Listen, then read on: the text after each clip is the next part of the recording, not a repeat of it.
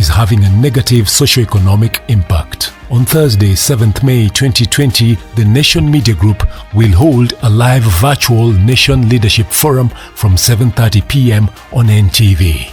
With the help of a panel of experts, it shall delve into how COVID-19 has affected the family unit and what needs to be done to protect it and ensure it survives and thrives. Nation Leadership Forum. Engaging society, impacting the nation.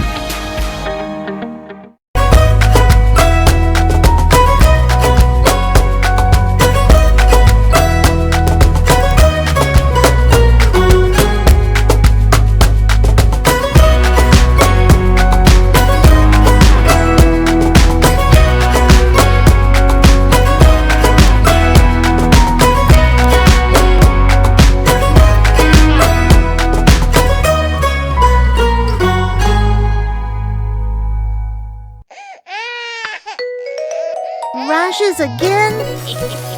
Kiss Kids diapers. Kiss Kids, no rashes. Kiss Kids, no rashes. Bye-bye rashes. Buy diapers. Choose Kiss Kids.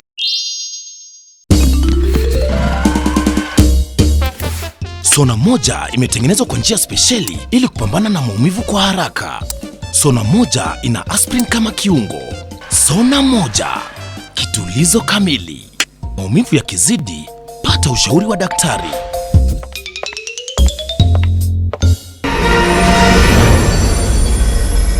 I'm going to show you some pictures, okay? Mother! Which one of them, Jono?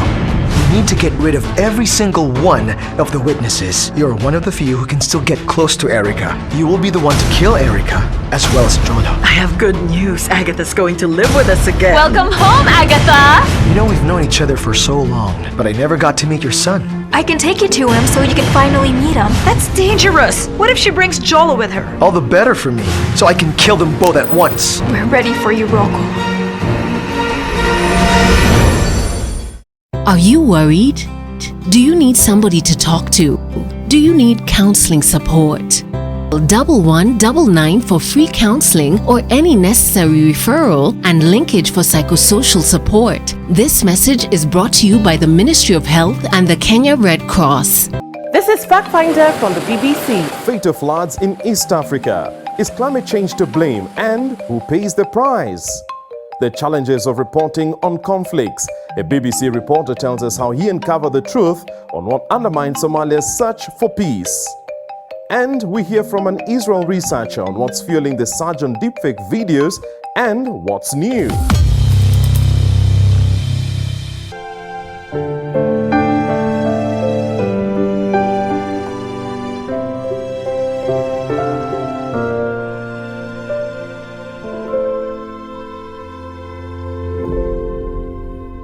Welcome home to Amani Ridge, the place of peace. Your own urban sanctuary. A lifestyle waiting for you just 20 kilometers from the CBD. A place to unwind and get your health and fitness goals attained. A secure place for your family. A place for your children to have fun. A place to enjoy a sundowner. Success just doesn't happen. You have to make it happen. Make the impossible possible. Invest in Amani Ridge, the place of peace. Luxury you can afford. Call us today on 0790 300 300 or visit www.optivan.co.ke. The Directorate of Occupational Safety and Health Services under the Ministry of Labour and Social Protection calls on all workers to stay safe and adhere to the following basic safety and health at work measures. Observe social distancing. Clean hands frequently with soap and clean water or alcohol-based sanitizers. Wear personal protective equipment like gloves if you are in a frontline job as directed by your employer. Clean and disinfect workplaces. Cover nose and mouth when coughing and sneezing with tissue or flexed elbow. Wear masks at all workplaces and all other public places. Stay at home. Follow all directives by the government. Directorate of Occupational Safety and Health Services, your trusted partner in ensuring healthy workers in a safe work environment. Education is key. Education to develop a nation. saving every ladder, the material for learning. KICD, every stage from ECD. KICD, shule ya msingi na ya upili. KICD, mahitaji maalum na waalimu. KICD, for your curriculum. KICD. The Kenya Institute of Curriculum Development, nurturing every learner's potential.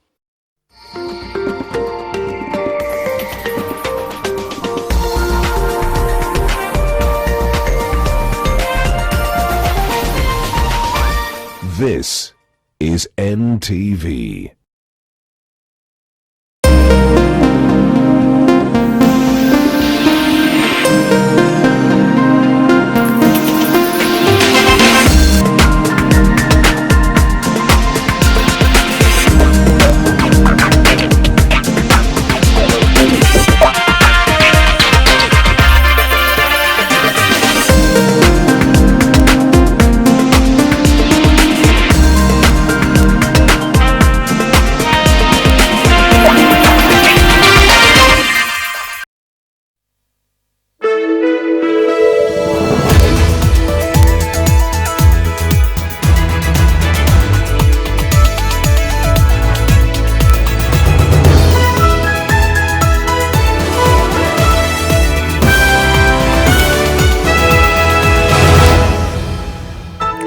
In the torrid lush of thickets of Bulahaji village in Mandera County, 2 Form 4 students at Mandera Secondary School hold their books in tow while herding the family flock, only occasionally pausing to read a paragraph or 2 when the animals behave.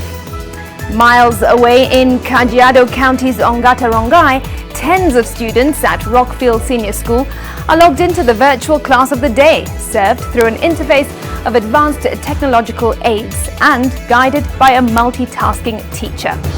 But as they read away on obviously different pages of the book, those from whom they take guidance on exactly what to do and are scratching their heads in an attempt at one question: which way forward as regards the 2020 school calendar?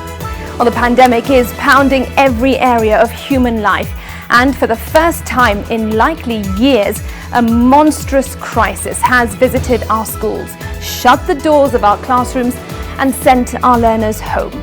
Now, education, a socio-economic state undertaking touching virtually every household in this country, finds itself at crossroads.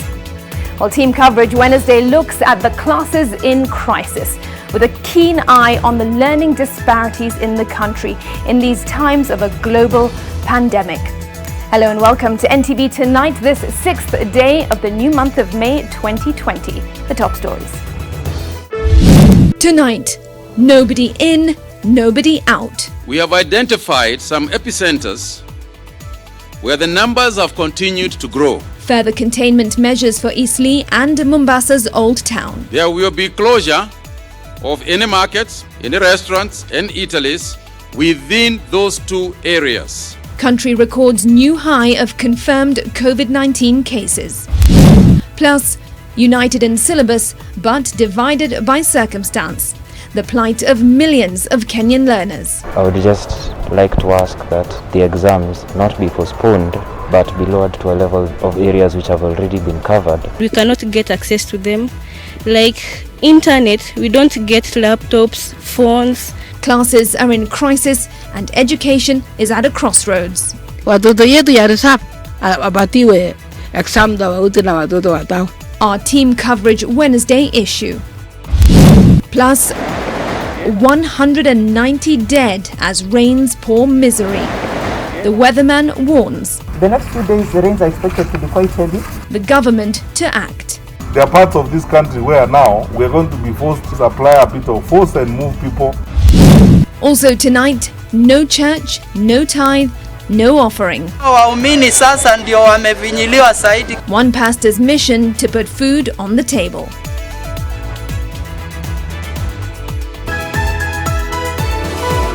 NTV Tonight with Smriti Vidyarthi. Thank you for joining us tonight. Our sign language interpreter is David Agondoa. Now, our team coverage reporters this evening. NTV's features editor Brenda Wanga is live from her home in the capital, and so is our reporter Zainab Ismail. In Kisumu City is Oko Okusa, and joining us live from Mandera town is Ahmed Maulid. Leila Mohammed and Ngina Kirori are with me here in studio. All right, well, that is team coverage, and we will revisit it in a bit. But first, let's bring you the global numbers. Now, within the last hour, the coronavirus infections stand at 3,778,012. 243 people have died. In Africa, 51,734 people have the disease, and there are 1,954 deaths. In the US, 1,244,302 people have been infected, and 72,867 people have died. All right, more numbers in a moment. To our top story, and tonight, a 15-day containment order has taken effect in 2 estates of Nairobi and Mombasa, identified as the new regional epicenters of the coronavirus in the country. Eastleigh and Old Town are now not accessible to anyone outside them, and anyone within cannot leave. Restaurants and malls will also be completely shut. Now, this comes on a day that the country confirmed another 47 new infections, the highest number in a day, taking the total number of infections to 582. Well, Nairobi has 11 of the new cases, 5 of which have been confirmed in Eastleigh Estate. Mombasa County has the highest numbers today at 32, while Kwale, Busia and Kiambu counties have a case each. 2 more people have died in Mombasa, and the toll now stands at 26. And whereas the government has discharged 8 for a total of 190 recoveries. There are 225 active cases being treated at various health facilities. And Leila Mohammed begins our broadcast with these latest containment measures. Kenya's almost 2-month journey of COVID-19 has witnessed highs and lows by numbers of infections, but due to targeted mass testing in the last few days, the numbers have been rising alarmingly. With a total of 68 cases in Nairobi's Eastleigh Estate and tens more in Mombasa's Old Town, the 2 regional epicenters have attracted a strict response. There shall be cessation of movement in and out of Eastleigh area of Nairobi with effect from today, the 6th of May 2020 at 7 p.m. for the next 15 days. There shall be cessation of movement in the area known as Old Town in Mombasa with effect from today, the 6th of May at 7 p.m. for the next 15 days. In the Public Order Act released this evening, the Ministry of Interior orders for restriction of movement into and out of those designated areas, except as shall be permitted in writing by a county police commander. In Eastleigh, the affected zones stretching from General Waruinge Road at Pumwani Hospital roundabout, 1st, 2nd and 3rd Avenues and 17th, 18th and 19th Streets, and roadblocks will be mounted at Eastleigh North, Eastleigh South and Moi Airbase. It has defined the boundaries of Mombasa's Old Town, whose boundaries will be marked at Makadara to the north and Fort Jesus to the south.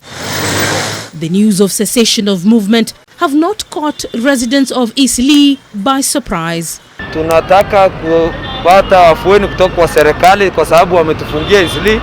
Hatuyuko tayari kulipa manyumba na maduka na all form of rent kwa sababu hatuna uwezo, kwa sababu kazi yetu imeharibika. We are not doing anything. People here in Eastleigh have been tested for 3 to 4 days.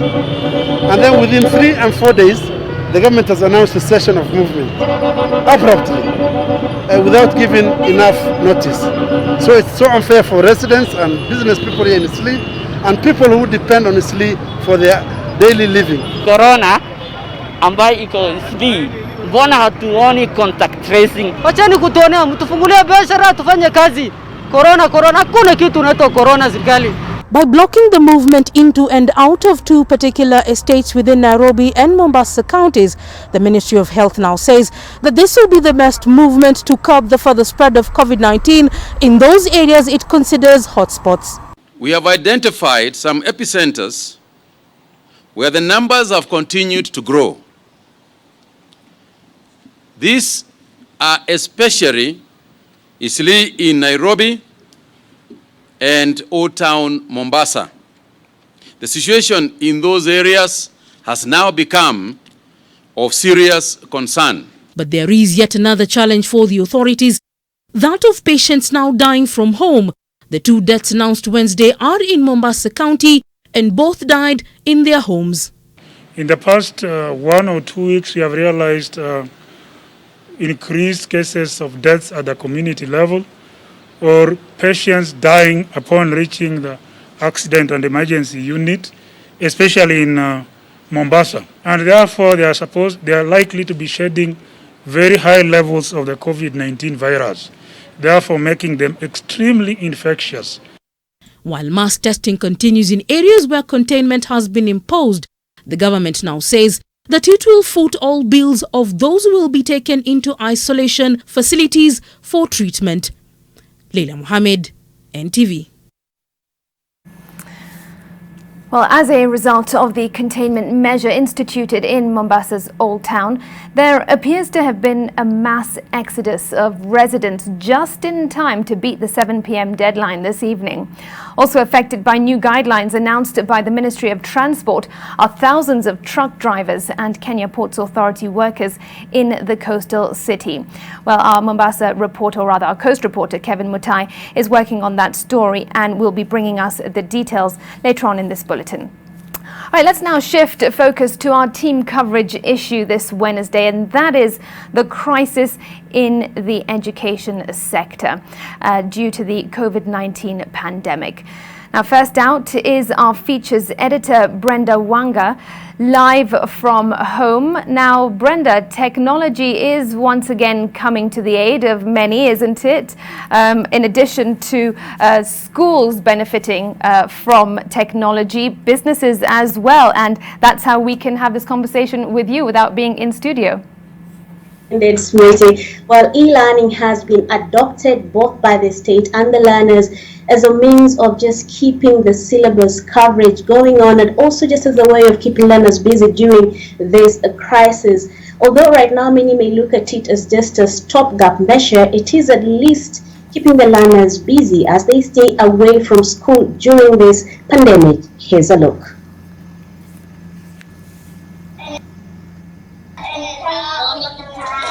It's 9:30 a.m. and Michael Kimuhu, a grade 4 pupil at Laser Hill Academy, logs in for the day's lesson. Therefore, we're going to look at the COVID-19 pandemic closed the doors of his conventional classroom, and now learning is done through a virtual interface, at least for private and urban schools. Online classes are good because lessons are still going on during the coronavirus pandemic. Miles away in Bungoma County, Esther Malonda and Lean Faith, Form 4 and 3 students at Kibabi Virtual School, are also part of a virtual session. The final exams are only months away and there is no time to waste. Tumemalizia hata topika ya math, tumemalizia shule hatakuwa tumemalizia, lakini hapa imetusaidia tumecover the syllabus. Kutu kama shule juu pia mwalimu alikuwa anakuja kwa ubao, lakini hapa anafunza tutamuona kwa simu.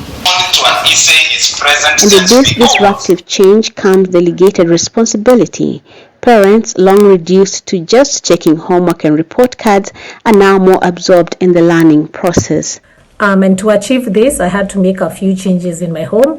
I had to install Wi-Fi. Asubuhi ikifika kitu saa 2 tuwe tumekunywa chai, huwa na hakikisha nimechukua hao watoto wandogo nimeenda nao kuwakipu mbise kama ni kwa shamba.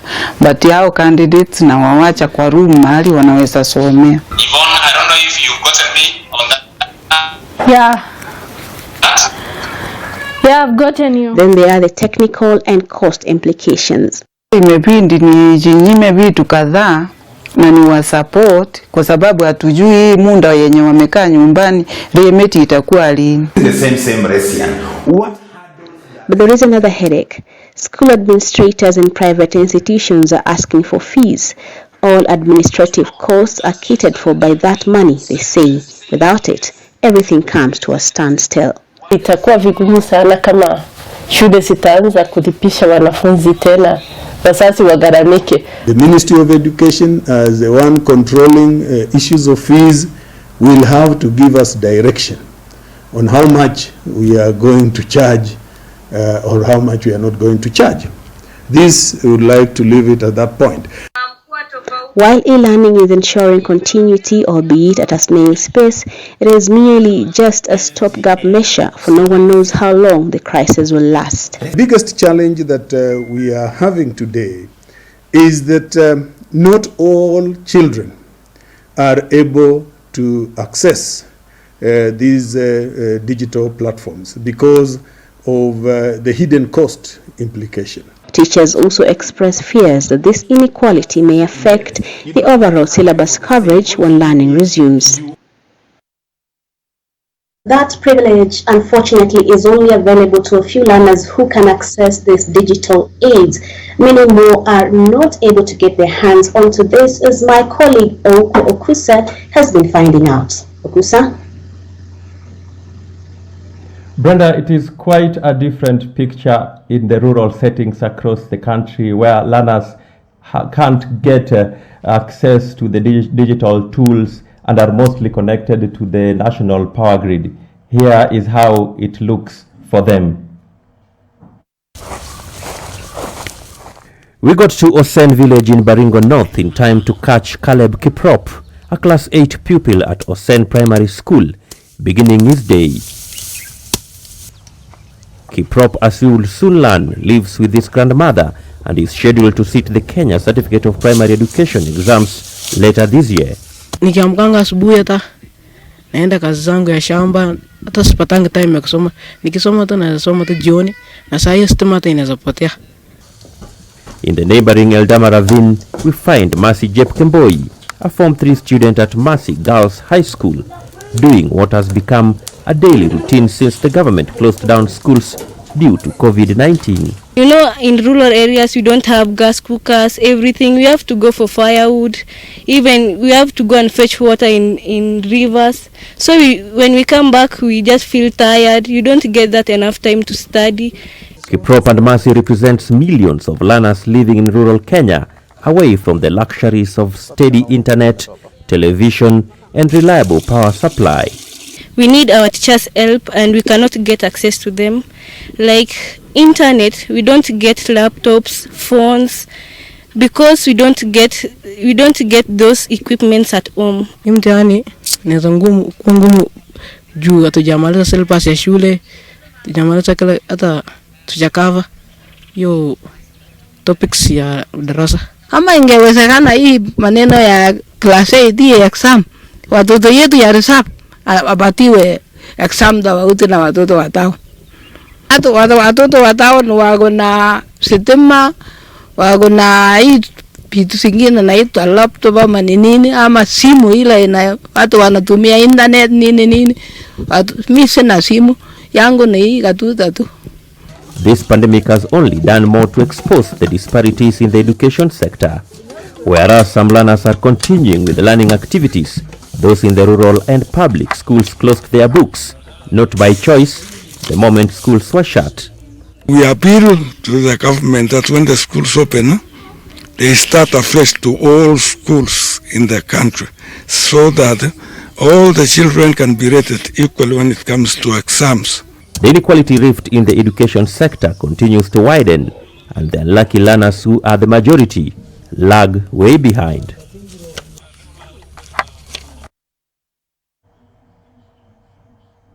Now, but while this is the case for many learners in the lower half of the country, those in the north and the northeastern are having it quite rough.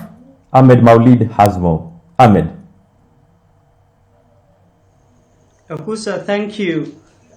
This is the region that is already dealing with serious challenges ranging from unfavorable climate condition to perennial insecurity that has forced many non-local teachers live in mass exodus and leaving many children and many classes unattended. Then came the corona. Then it has made worse. This has made the situation worse, and many teachers and many students rather, and over thousands rather for both the KCP and KCSE candidates have been left of their own to try and learn for themselves. And this is my story from Bula Haji. In the wild jungle of Bula Haji village in Mandera East,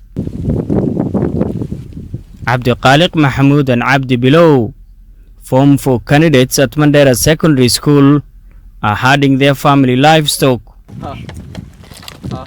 Abdi Khaliq and Abdi are armed with revision books in hand out here in the field, only occasionally flipping through pages to read. It's either they do this or remain behind in the syllabus. Here in the village, we cannot access the online studies. Tulisikia kwa radio too, there's online studies. So there's so many challenges. First of all, hapa kupata network ndio shida hata kwanza. Network is live of accessing things on online. Hata kufanya call ndio tunaenda kwa mlima ama tunapanda miti. 2/3 of primary and secondary schools in Mandera are located in rural areas, meaning more than 8,000 KCAC and KCPE candidates from here are lagging way behind in the syllabus coverage. E-learning is a distant dream in rural areas like this. How do you expect now people living in the villages, Atagawa, Lafay, Finno, or the rural areas? Those people don't have even the smartphones, live of TVs and other essential devices that support online services. So I see as a person the initiative proposed by the government is useless. This is a region where majority 90% or over 70% are pastoralists, where even the daily bread is a challenge. So I think I can safely say in our region, I think we are not benefiting. In Mandera town, however, access to online services is possible. Tabisaq, a Form 3 student at Lanana High School in Nairobi, is among the few privileged learners in this region, able to access digital aids for virtual learning. We find that many Mandela students don't have the privilege because their parents cannot afford the expenses. They cannot buy the GB for them on daily basis. So at least I am a privilege. I have got the opportunity. Before the corona swept the nation, Mandera County was already grappling shortage of teachers after mass exodus of non-local teachers who used to make the bulk percentage of the teaching fraternity in the county.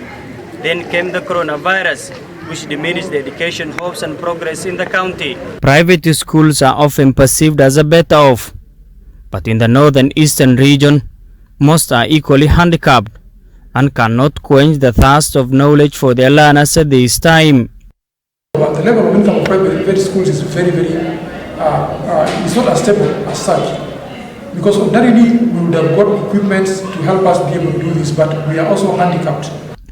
This is the reality of things in the wild north, Mandera, Wajir, Marsabit and Turkana counties. Ahmed Abdi, NTV, Mandera.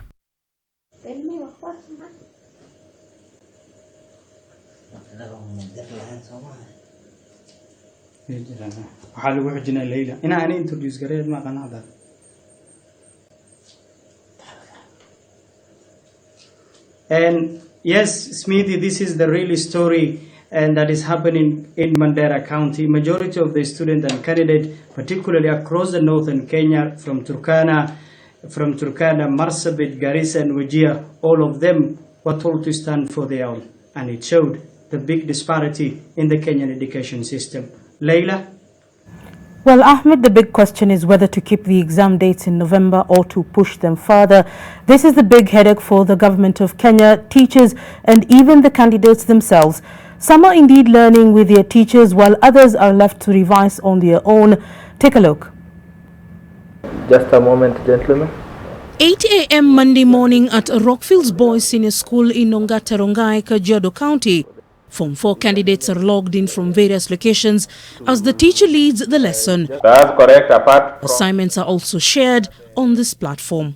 The only thing we are doing for now is revision mostly for the work that we have covered, because we cannot continue with the syllabus since some of the pupils are not on board. But the fate of the KCSE exams is still in limbo, even though the government insists nothing has changed and the big date is still November. The exams not be postponed, but be lowered to a level of areas which have already been covered and are easy for the students to comprehend. But Maurice Wambua, a Form 4 student at Katine Boys School in Machakos County, does not share in the privilege of e-learning. His days are characterized by chores, yet he will be writing the same exam as his peers. Kuna masomo yenye tuko nyuma kama CRI, Kiswahili, set books bado hatujamaliza kusoma. Naona kama mtihani kikuja bado hatujui kufanya nini, kujibu maswali. Kama kenye mimi naona ni vile serikali iharakisha tufungue hata kama ni kidato cha 4 kiende shuleni.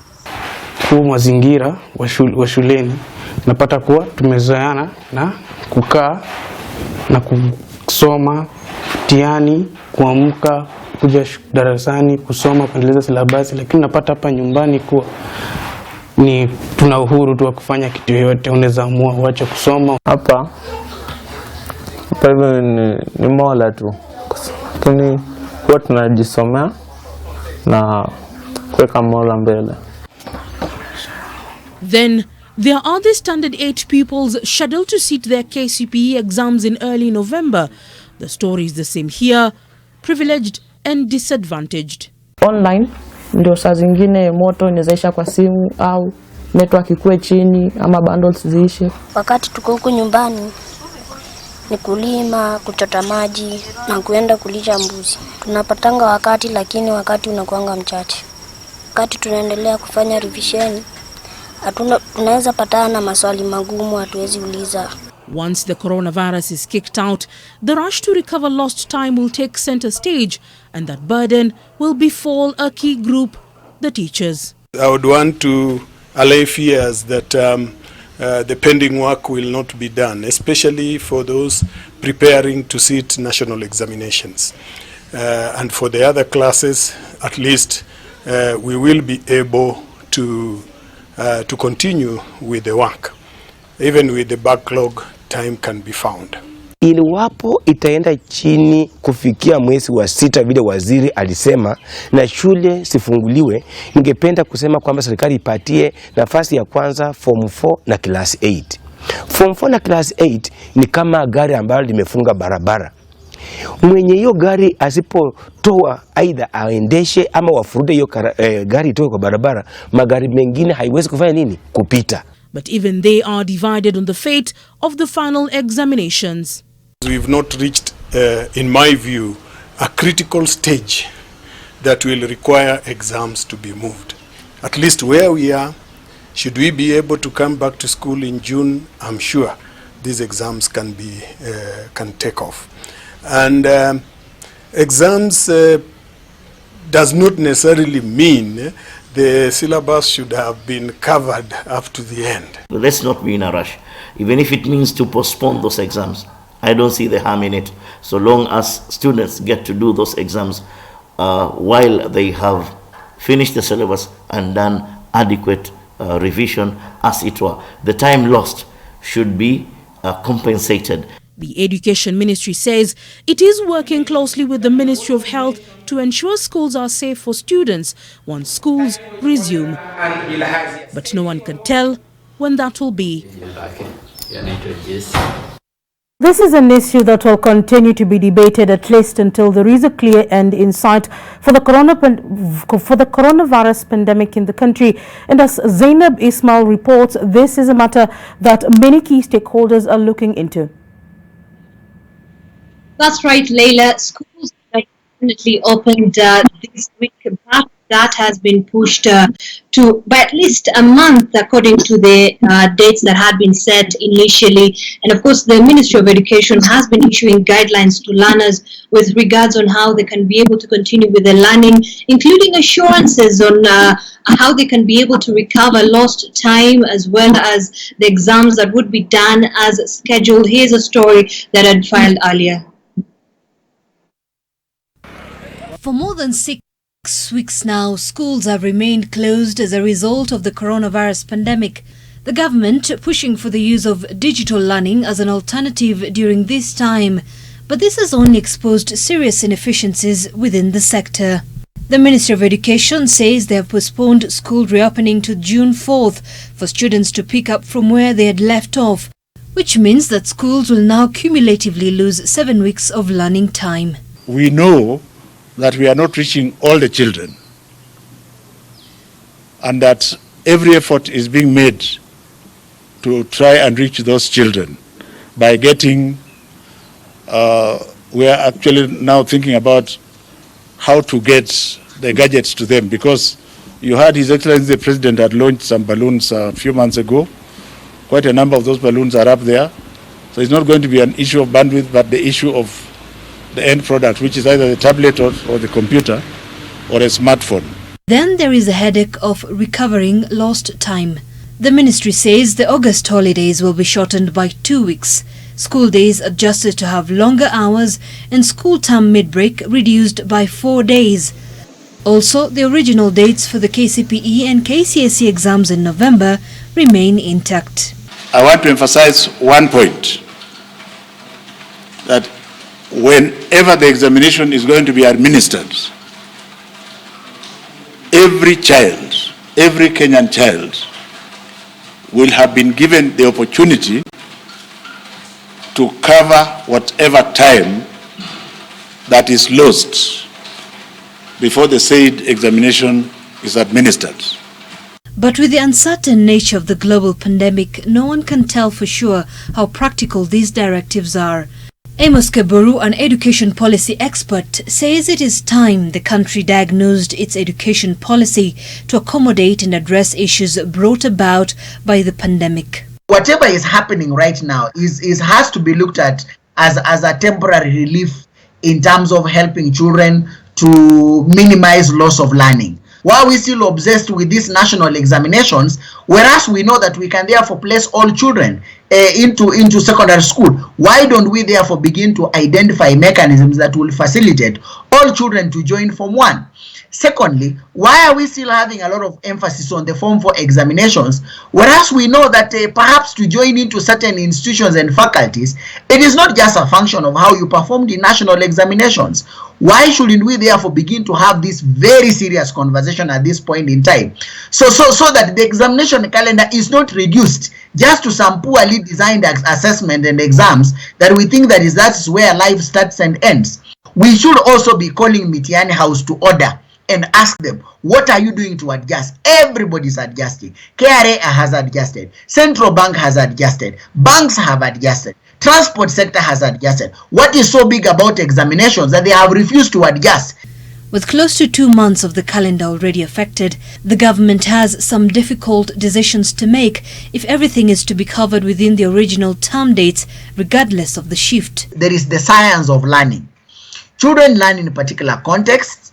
Children have a short concentration span, and we are not able to adjust it. There is nothing we can do around it, and there is nothing wrong around it. So I think that even for us to begin talking about finishing the syllabus is a little bit too unfair on these children who even within the normal times will be struggling, and yet now we are saying that we will have measures that even are forcing content into their head. So the fact of the matter is that yes, teachers will push the content, but the fact is that very few children will actually make sense in terms of getting competences, desired skills, and perhaps even acquiring the necessary knowledge required in that particular syllabus or that content that will be pushed to them. However unfortunate, the pandemic has provided an opportunity to reform the education sector to fit into the new normal. So what we should be doing at this point in time is asking ourselves, how do we position education post-COVID. And education post-COVID must be a conversation around how can we make sure that our education system is more resilient to these kind of shocks.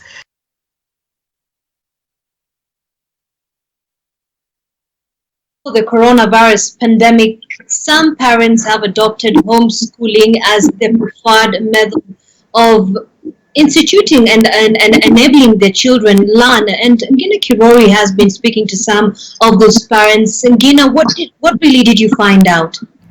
Well, homeschooling is actually not that popular in the country. In fact, the government has no clear policy on this method of education. But there are several families across the nation who have adopted this mode of learning. And that disruption that has come with COVID-19 pandemic has not affected their programs. Take a look. Let's read. At first glance, it looks like your typical classroom, fully equipped with all the necessary tools. Except it's not.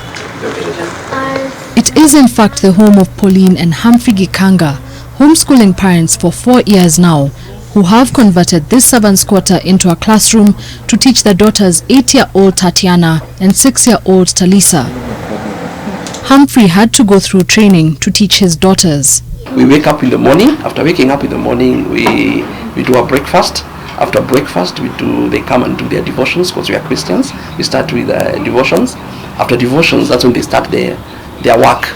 The decision not to take their children through the conventional school system was conceived long before they had them, and it comes with its own share of challenges. My mom is a teacher, retired teacher, and my husband, the mom is a retired teacher. So initially they were like, I remember my mom calling my mother-in-law, like, what are these children doing? Have you ever had children learning from home? To balance things is not easy because actually I'm the main person who does the homeschooling and also I have to be the breadwinner. So balancing the two is also not that easy. You have to be very strict and really manage your time well. For their young pupils and daughters, they don't know it any other way. It's fun sometimes and sometimes it's not fun. What makes it not fun sometimes? Can be honest. And it's shouting to us. So how do you like homeschooling? Because we can homeschool at home and we can have a break, we can go and eat anything we want in the fridge. While the blackboards have since changed to virtual tools for other learners as a result of the coronavirus pandemic, not much has changed for homeschooling parents. We want to homeschool until high school, and we have seen people who have done it and children gone to college after that and turned out very well. So tell them not to fear, and I would also encourage them, if you allow me, that their children will catch up. Homeschooled learners are taught and assessed using a different curriculum like the IGCSE system and cannot enroll in local public higher learning institutions. Kenya, however, has no homeschooling policy and data on homeschooling parents is unavailable. In January 2020, a Kakamega parent won a case against the state, allowing him to continue homeschooling his children. The government had wanted the parent to enroll the minors in conventional schools, but he argued that school limits the rights of parents to decide the manner in which their children will be educated and where. And that is our special coverage of the classes in crisis. Back to you, Simriti. All right, Stacey, thanks very much. And to the rest of the team, but we're not done yet. After this break, we will hear from you and tell us what you think about this issue. Plus, we will have a look at past cases when children have had to stay at home. You're watching NTV Tonight. This is Team Coverage Wednesday. More when we return.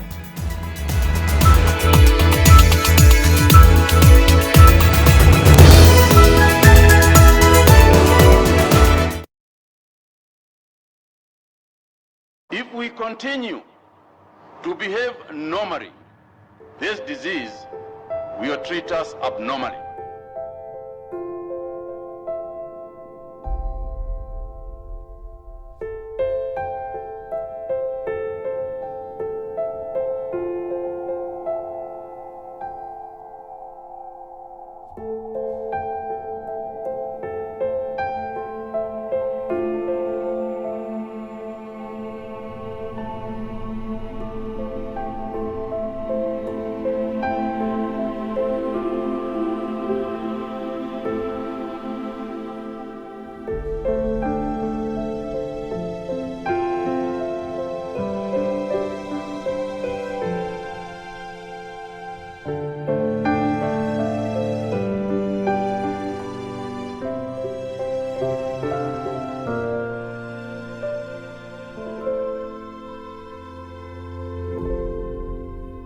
Dettol's main objective is to help children protect themselves from diseases. Do you know how we get illnesses like diarrhea, cough, and cold? No! They are spread through germs on your hands. Your hands collect germs that causes diseases. You pick up germs from any surface, like when you don't wash your hands after going to the toilet, while playing.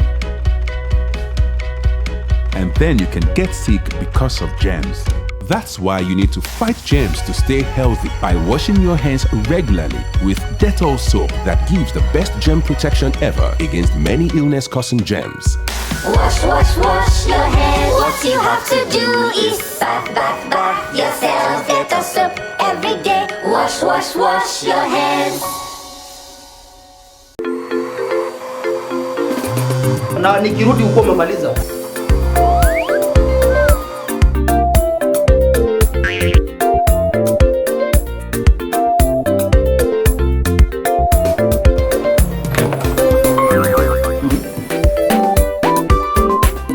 Can you tell Kinyanjui to come to my office? Clean up!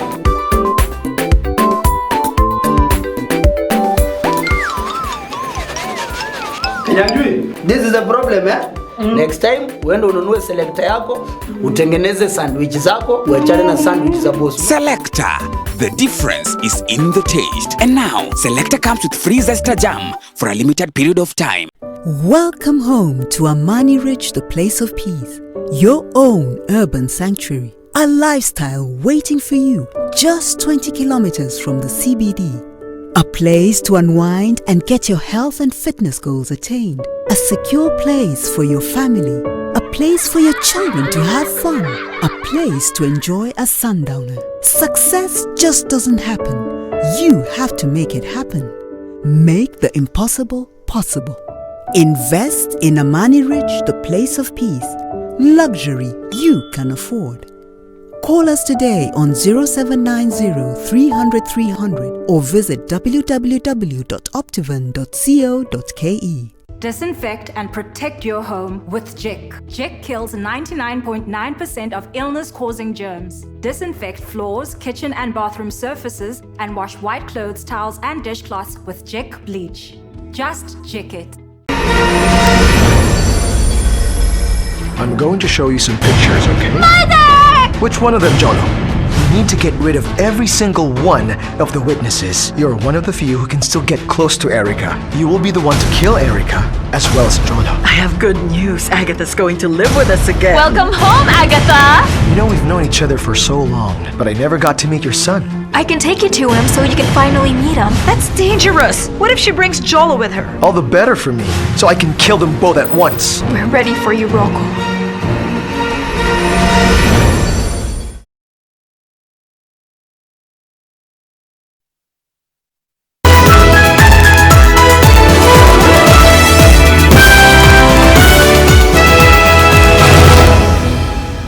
Welcome back to Team Coverage Wednesday. Now, it is the coronavirus pandemic that has impacted learning across the country this time around.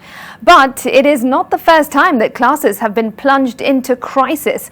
Over the years, millions of students have had to stay out of school. Let's have a look. Now, in October 1997, learning was paralyzed for 4 weeks. Led by the late vocal unionist, that's Ambrose Adongo, teachers downed their tools and demanded a 300% increment. This affected 500,000 students who were preparing for their November exams. Now, the strike culminated in the signing of an agreement.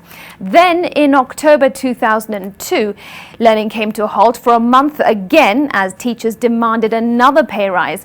This time, 7 million children were affected in public primary and secondary schools, of whom around 738,000 were exam candidates.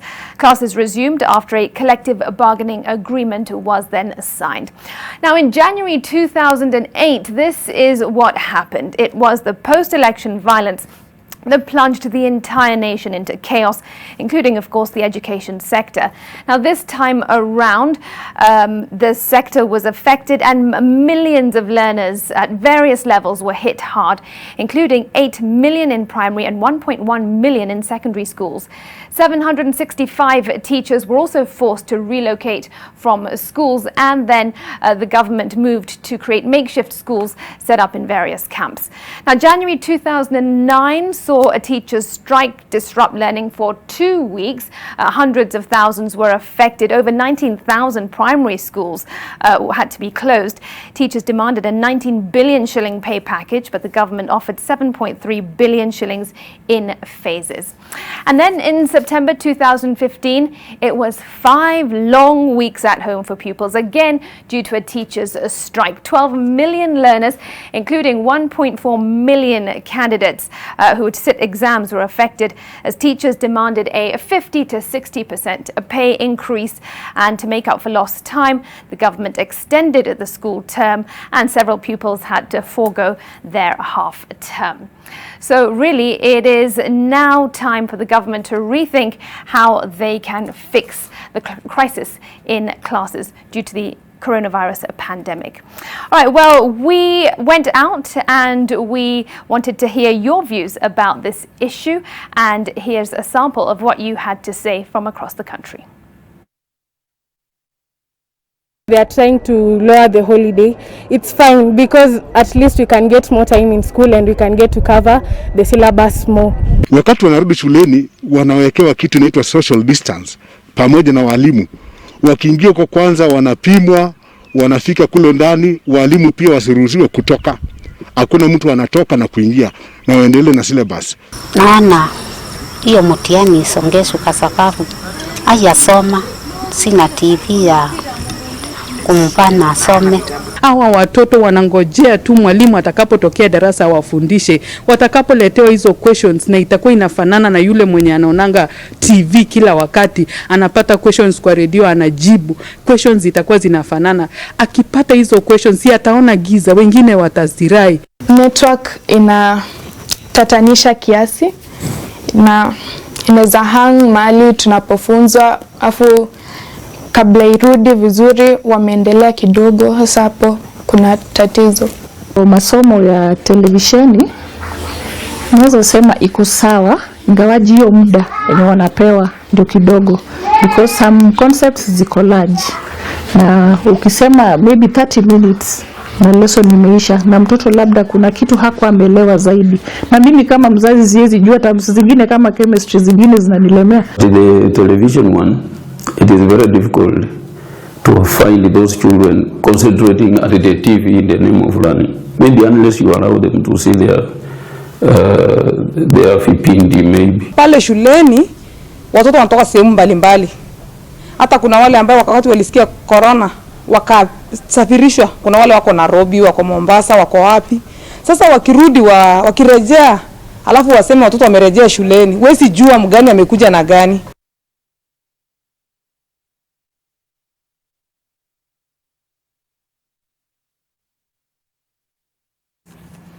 Well, our conversation about classes in crisis and the education sector continues on the 21st of this month on our Nation Leadership Forum. Make sure that you tune in for that, as we will have a full-on conversation about it. And that is Team Coverage Wednesday. Thanks to all that participated. Do be sure to expect more next week. Now let's take you back to the latest directives that came out of the press briefing this afternoon. And as a result of the containment measure instituted in Mombasa's Old Town, there appears to have been a mass exodus of residents just in time to beat the 7 p.m. deadline this evening.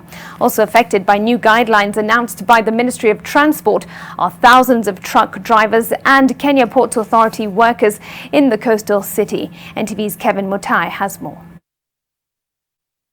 There shall be cessation of movement in the area known as Old Town in Mombasa with effect from today, the 6th of May at 7 p.m.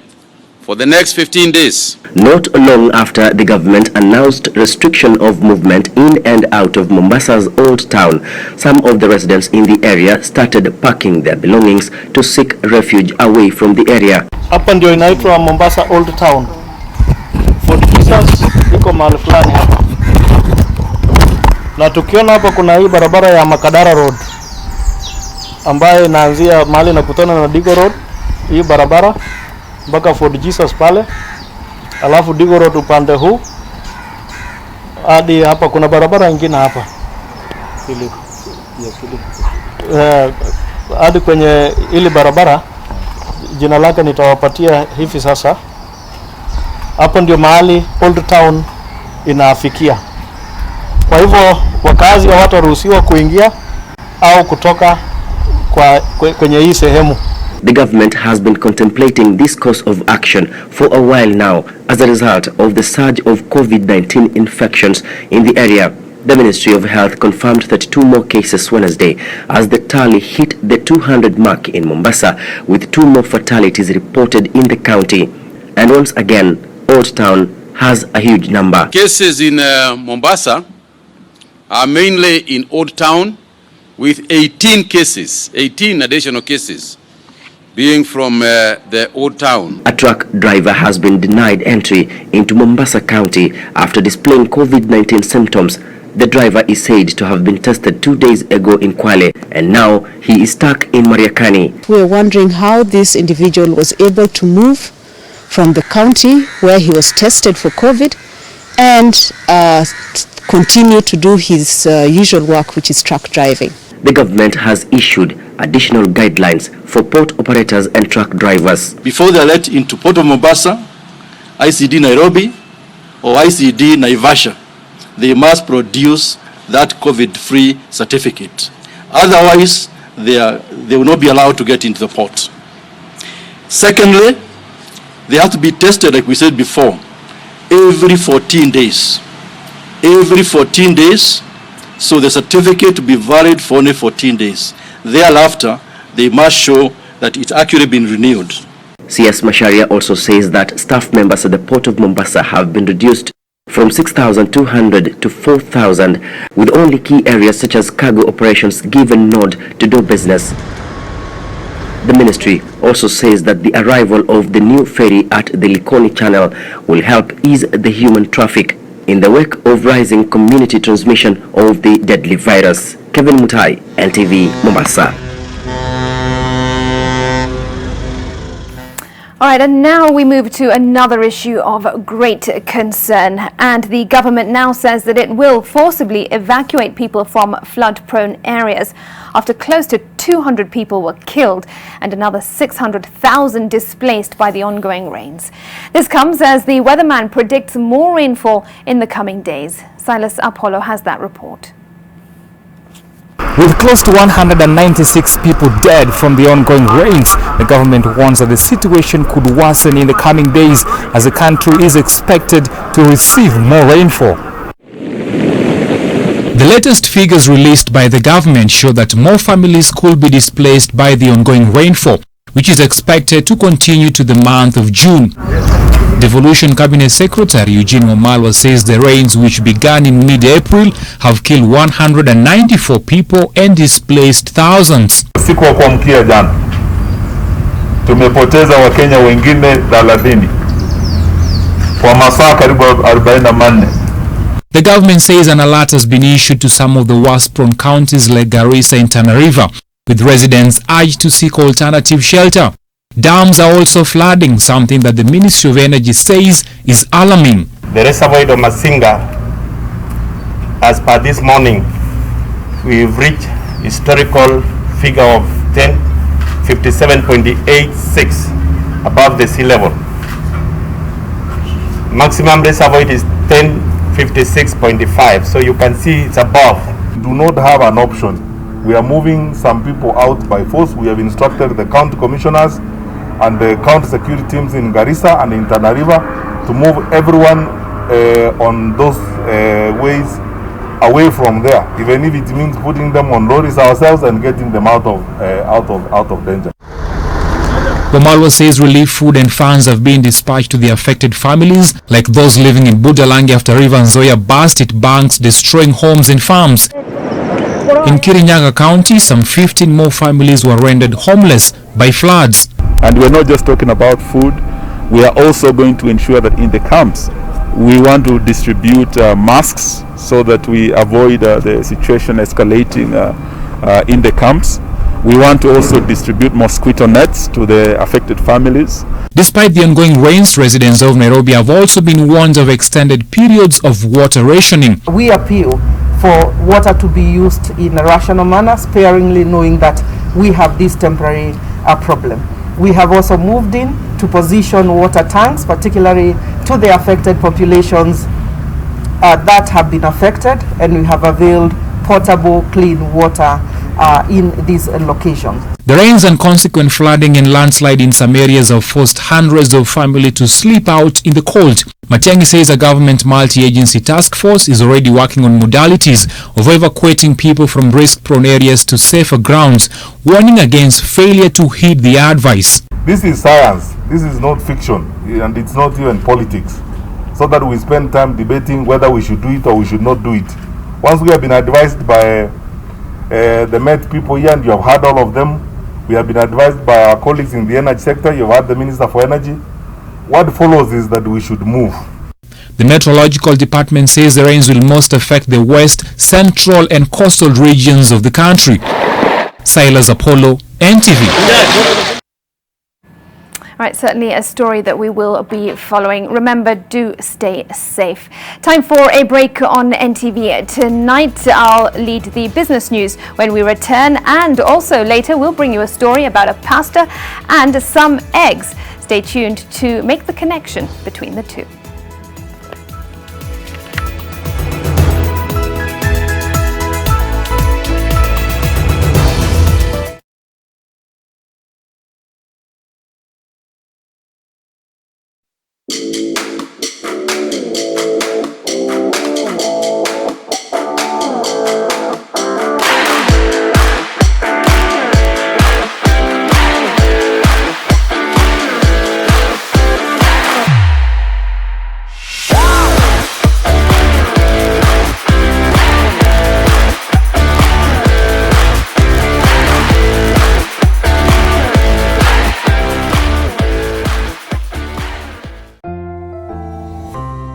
The risk of illness-causing germs is increasing. It is believed that the coronavirus can remain on surfaces in your home for up to 9 days. Touching infected surfaces is one of the ways in which germs spread. Regularly disinfect your floors, countertops, and kitchen surfaces with bleach. And use an effective toilet cleaner inside and outside your toilet bowl. This message is brought to you by Medifacts, Jig, and Hapik. Selena! Toto, where's Mummy? Today's a toilet day. What? Oh. Selena! Toilet day? Tomorrow we're hosting a party and it's a matter of my reputation. It's a toilet, not a white shirt. Even if you spend your entire day cleaning with bleach and detergent, it still won't be party ready. Impossible. Challenge. Hapik 10X. Even if you use bleach and detergent 10 times, they won't give you the same sparkling clean toilet that Hapik 10X will give you. Wow! Hapik 10X. Hapik, Kenya's #1 toilet cleaner.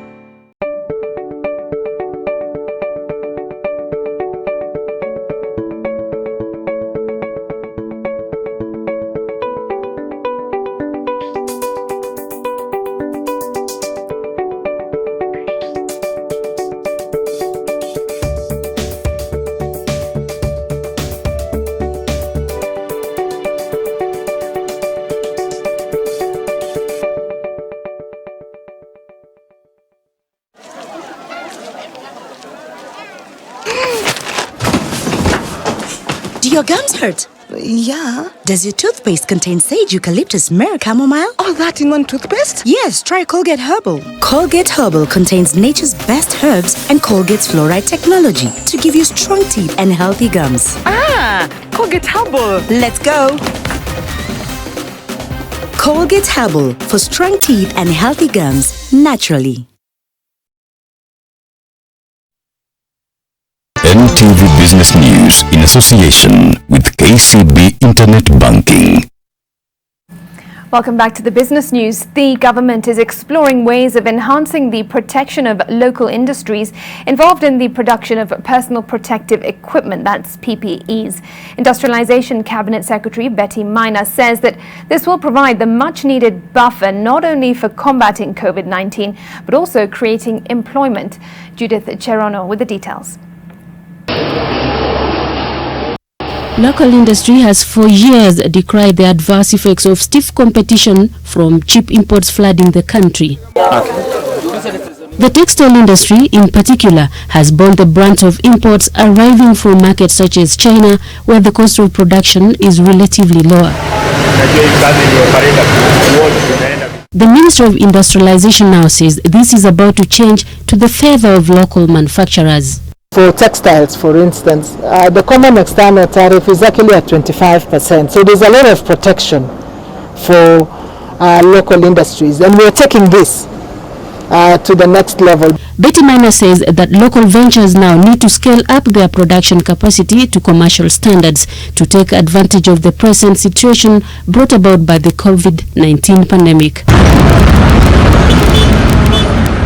The Cabinet Secretary says the slowdown in imports due to disrupted supply chains is a blessing in disguise. I really appreciate that this was started almost like a CSR project within the community, but you need to turn this into a business, and you need to structure it into a business going forward. And even as government support, whether it's through KIE, go through MSEA comes, it must be as a business. The ministry is now banking on the just-tabled Finance Bill of 2020 to help push for a tax framework which will provide a probe for local businesses. We're actually looking to ensure that even within the coming budget and the Finance Bill, we enhance support to ensure that we have self-sufficiency. Judith Cherono, NTV. The Competition Authority has kicked off investigations into delayed payments to suppliers by retail outlets. According to a statement from the regulator, delayed payments by retailers flout the provisions of the Competition Act number 12 of 2010 and need to be acted upon with due regard to the provisions of the law. The authority is now inviting any aggrieved local suppliers to furnish it with information of any retailer who is delayed in making the required payments. Local suppliers who wish to provide such information are required to do so by the 14th of May through the email address info@cak.go.ke.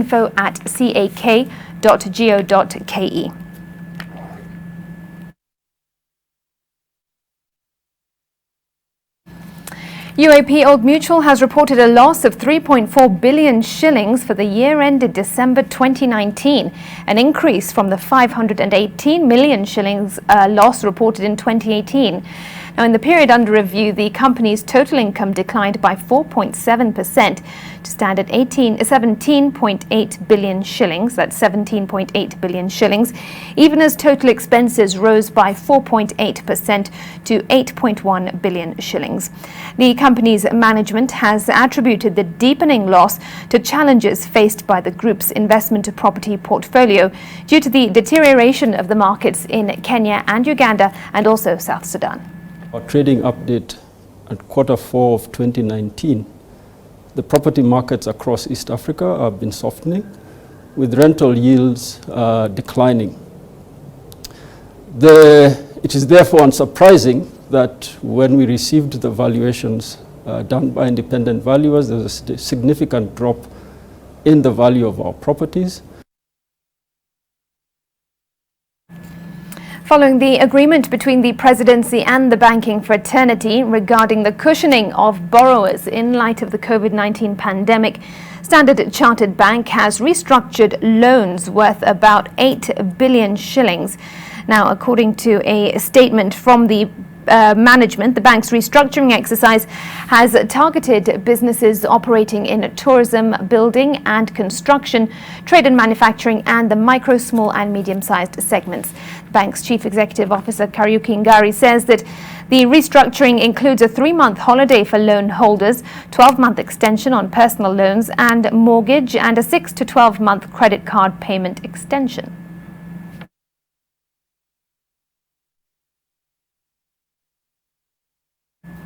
And in your copy of the Business Daily tomorrow, find out how the market movements at the Nairobi Securities Exchange are impacting investors' portfolios at the bourse.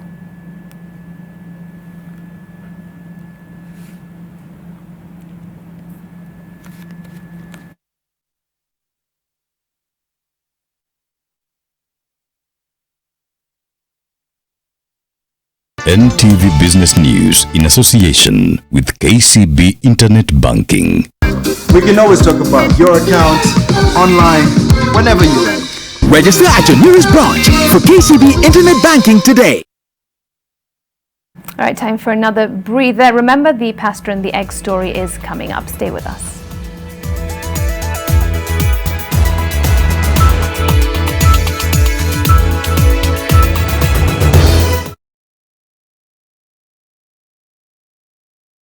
The Governor of Kisumu, His Excellency Professor Peter Anyang' Nyong'o, is pleased to announce to all property owners 100% waiver on all outstanding interest and penalties on land rates valid from 24th April to 31st May 2020 to cushion them from the effect of coronavirus pandemic. Payments should be made to Kisumu County Revenue account details on your screen and deposit slips to be presented to the respective sub-county revenue offices for database update. Any unpaid rates after the waiver shall attract reinstatement of the whole amount owed. County Government of Kisumu, Harbour of Prosperity.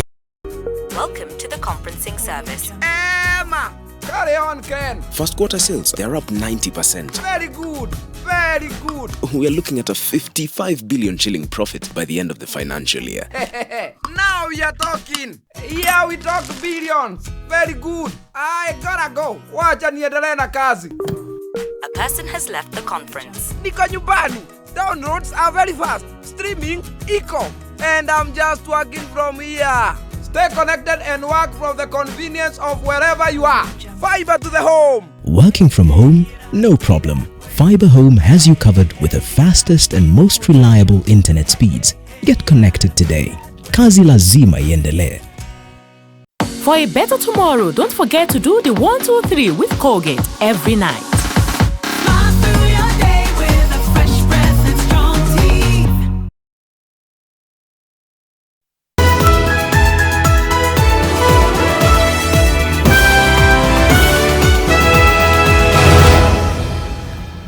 Welcome back. Now, the coronavirus pandemic has meant that all places of worship are now closed. And so, what do you do when you can no longer make a livelihood through tithing and offerings, as one pastor in Mwingi would often do? Well, Pastor Peter Musyoka says it's now eggs and smokies that get him through the day. Have a listen. A man has to do what he can do to put food on the table. And Peter Musyoka, the lead pastor of Mathiakani New Apostolic Churches in Mwingi, knows this all too well. With a family of 9 to feed and no offerings and tithe coming in since the closure of places of worship, Musyoka has decided to fend for his family only way he knows how, hawking boiled eggs in the street. But Musyoka is not the only one feeling the pinch. His flock are as well, and that makes giving a luxury. Kama mtu akona mzee, wazee wengine hawajaokoka, lakini wameruhusu wa mama wao wakuje wawe waumini wetu. Inakuwa sasa ni vingumu, akienda kuitisha mzee kama huyo sandaka, anamuuliza anatoa sandaka ya wapi. Akimwambia anataka kutumia pasta sandaka, anaambiwa wewe kama ushaanza mambo ya kando na huyo pasta niambie. Given a choice, Musyoka would rather walk the 7-kilometer distance to church as opposed to walking to Mwingi to sell his goods.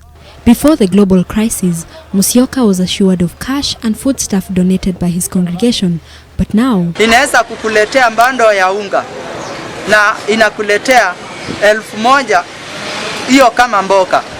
Mwezi ukiisha inakuja na gunia ya mchele. Lakini kwa sasa kila muhubiri amejipanga, anang'ang'ana na maisha vile anang'ang'ana. Kikiumana munalala njaa. Musyoka says he will be fast back to the pulpit when the churches are finally opened. Struggling to find an alternative. Elsewhere now, and it's so good to hear your voice. I was worried about you. And what would you like to do today? Well, that sounds like ordinary banter between friends, but it is in fact from a chatbot created with artificial intelligence. The custom-designed chatbots in this case come from California-based startup Replica and are intended to be virtual friends for people needing a connection. AI chatbots have drawn increased interest during the global virus pandemic, which has led to a sharp rise in isolation and anxiety. More than 7 million people have downloaded and tried the app, which allows users to design an avatar friend or even a romantic partner. Another option in setting up the avatar is to see how it goes. Chatbots in the recent years have taken on new roles ranging from ordering tacos to making banking transactions. Bots such as Google Assistant, Amazon's Alexa, and Apple's Siri have become popular in answering questions and helping people find information. An AI mental coach created by startup Wobot Labs has also seen increased usage during the pandemic as it redesigned its program to address the crisis. One question is whether the bot can help real-life human relationships or whether users will end up preferring the synthetic bots. Right, the latest in sports news is coming up after this break with Brian Otwal. Stay with us.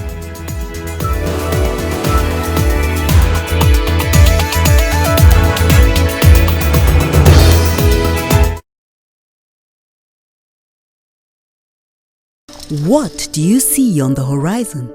They say how you start your decade will determine how the rest of it will be. Imagine a decade full of opportunities, investment being one of them. Do you want a place to feed your mind, body and soul? A place to unwind every day, where you can get your health and fitness goals attained? A secure place for your family? A center for quality academic goals for your kids? Or perhaps a place to connect with your friends? Well, you can get all this and more at Amani Ridge, the place of peace, just 20 kilometers from the CBD.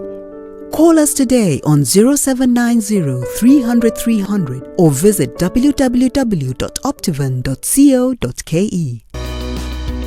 Breastfeeding ruins the shape of your breasts. This myth is false.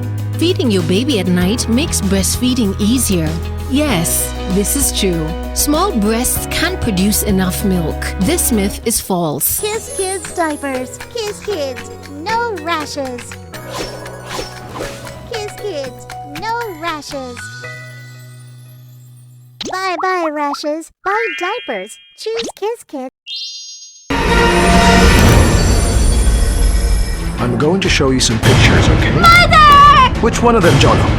You need to get rid of every single one of the witnesses. You're one of the few who can still get close to Erica. You will be the one to kill Erica, as well as Jono. I have good news. Agatha's going to live with us again. Welcome home, Agatha! You know we've known each other for so long, but I never got to meet your son. I can take you to him so you can finally meet him. That's dangerous. What if she brings Jolo with her? All the better for me, so I can kill them both at once. We're ready for you, Rocco.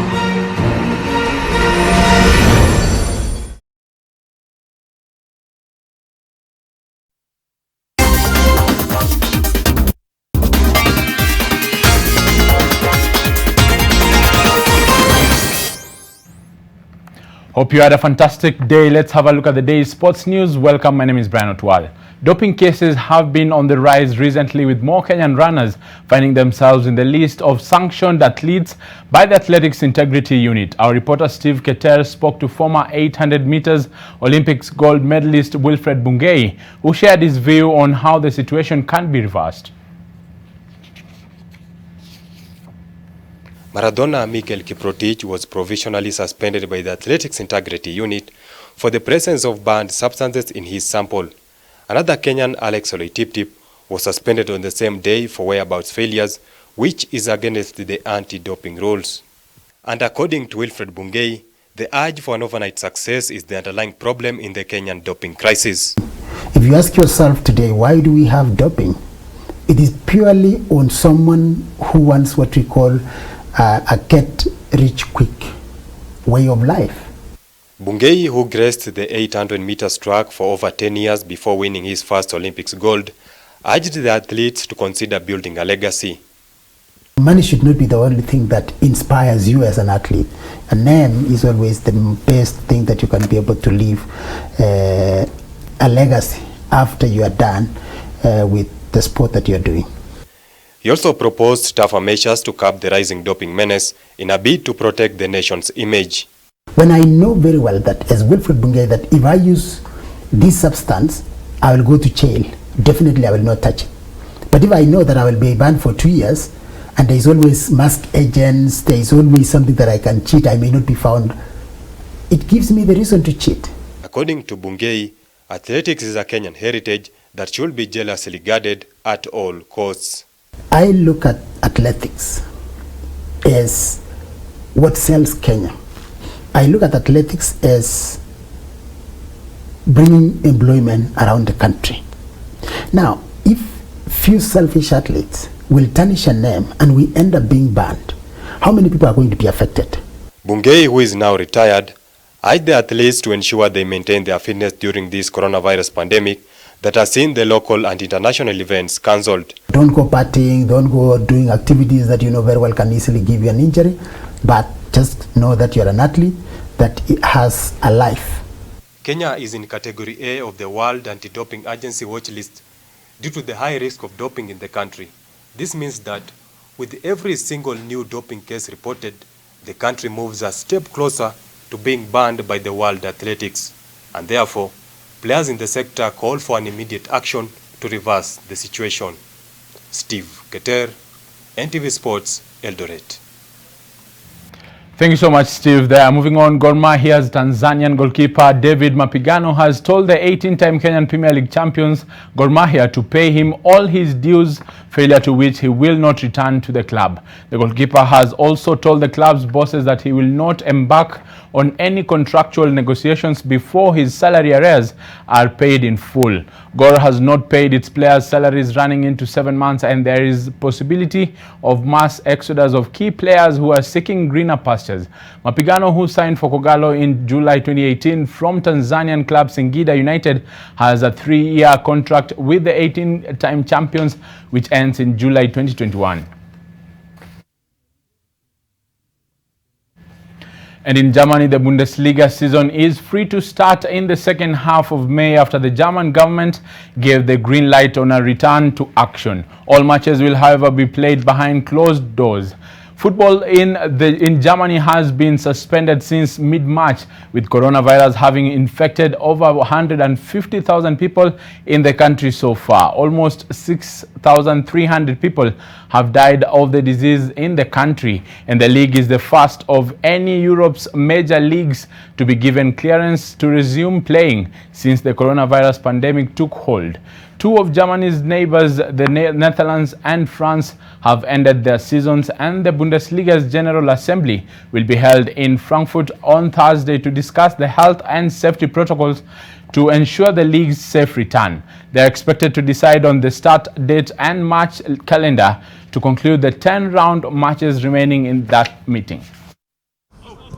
Wir haben dann eine Vielzahl von We then delved to the variety of other areas, including the subject of business that is now somewhat unrestricted, but of course with the hygiene concepts that could increase the number of people and leisure sports, as well as the Bundesliga, which from the second half of May onwards will be allowed to play under the approved and also tested rules. Den Spielbetrieb unter den genehmigten und ja auch. From Germany to Spain, and first-team players of the Spanish La Liga, including Barcelona, Real Madrid and Atletico Madrid players, started to undergo coronavirus tests on Wednesday as La Liga clubs planned to return to restricted training ahead of the proposed resumption of the season next month. Results from the coronavirus tests are typically known within 48 hours, and the testing is part of the league's strict medical protocol with which teams must comply before return to training. training. Atletico Madrid are aiming to resume training immediately once the results are known if all goes to plan. The first of a four-phase de-escalation program announced by the Spanish government last week would allow players to initially train alone, with a maximum of 6 players allowed in the pitch. Players will be expected to arrive on the club premises already in their kits and wear a mask and gloves when not training. After each session, they will be given a bag with clothes for the next day. Without playing or watching it affects us all. We've prepared as well as we can and continue to do so that we come back in the best possible shape for the matches we have yet to play and try to entertain the people at home until the stadiums reopen. Hasta que puedan abrir los estadios y puedan vernos en el estadio. Sí, al final. Yes, at the end of the day, we live from and for it. It's been a very, very unusual time for us. We've never been without contact with the ball for so long, and we can't wait to do it again and get it going again. Empezar y que todo se reanude. And Bayern Munich and Leroy Sané are reported to have agreed on a 5-year contract. Now, with personal terms out of the way, Bayern has supposedly opened talks with Manchester City in an effort to drive down Sané's transfer fee. Bayern Munich has made an opening bid for 40 million euros. However, Manchester City do not expect to sell Sané for anywhere near that value this summer. That would be far below the 100 million euros or more than that the club was prepared to pay last season, and they will also City will prefer letting the winger enter the final year of his contract. Bayern Munich are back in the German winger, and another transfer window comes into view, having spent considerably effort of 12 months ago trying to prize him away from Etihad. City spent 50 million euros to bring Sané from Schalke in 2016. Well, that's all we had for you from our sports desk. We'll play again tomorrow. Have a lovely night. My name is Brian Otwal.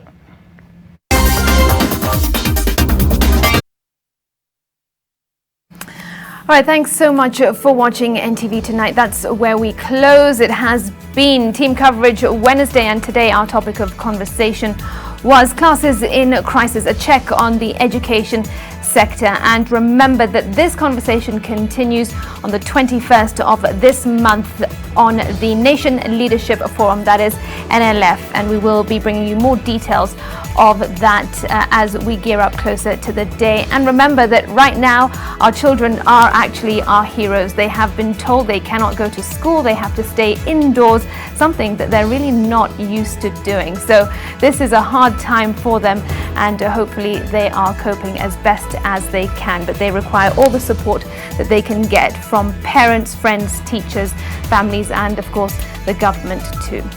We leave it at that. David Agondua has been our sign language interpreter. I'm Smriti Vidyarthi, back again with you tomorrow at 9 o'clock. See you then.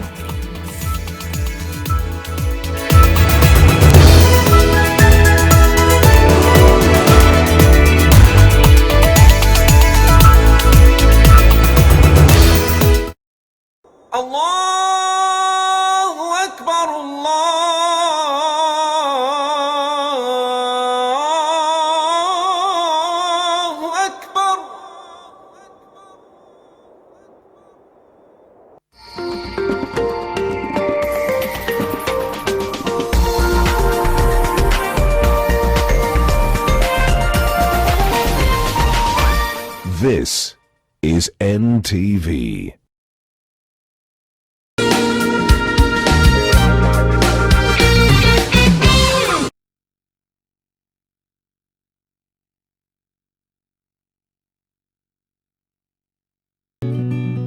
I help women find independence by training them in fish farming. It's tough on my back, joints, and can cause headaches.